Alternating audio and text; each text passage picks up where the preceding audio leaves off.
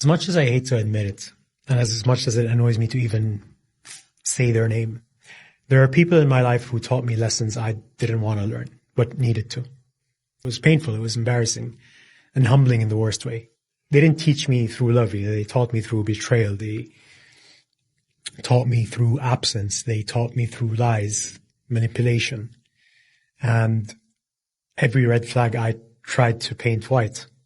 And I hate it. I hate giving them any credit. I hate admitting they played a role in my growth, because the truth is, I didn't grow because of them. I grew because I survived them. And they forced me to see my own, blind loyalty, my softness, my tendency to overgive, my habit of seeing potential instead of patterns. And they showed me the version of myself that let disrespect slide, and that forgave too easily, and that confused pain for effort, and the version that thought maybe I deserve this. It burned, it stung, it broke something in me I had to rebuild alone. Without them, I wouldn't have woken up. Not like this, not this deeply, not this permanently. They didn't make me better. They made me ruthless with my boundaries. They didn't, strengthen me. They exposed where I was weak.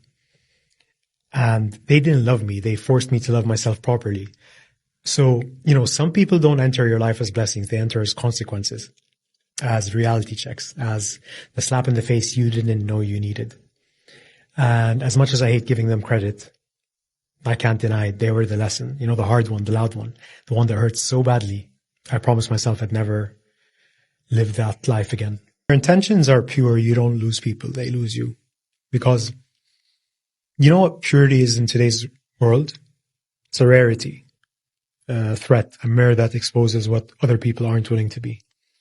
When your intentions are good, you don't, play games, you don't manipulate, you don't keep score, you give honesty, you show up consistently, you love without agenda.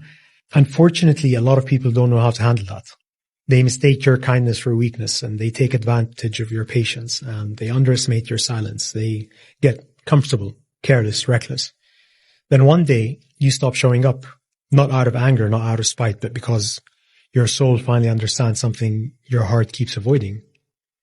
And it's that when your intentions are clean, losing people isn't a loss, it's alignment.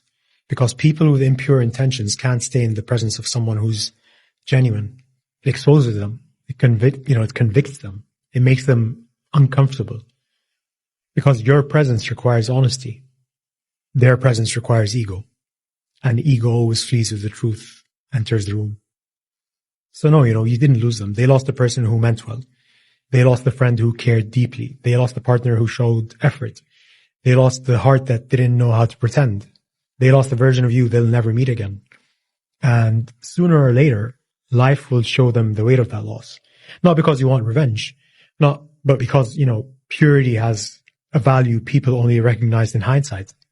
So, don't sit there wondering what's wrong with you. Don't replay the moments. Don't question your worth. Don't rewrite your intentions. If you acted with sincerity, with loyalty, with clarity, with heart, then the ending wasn't your failure. It was their consequence.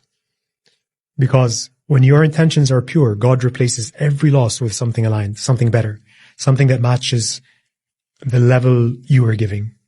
So yeah, you don't lose people. You simply stop carrying those who were never capable of matching your honesty.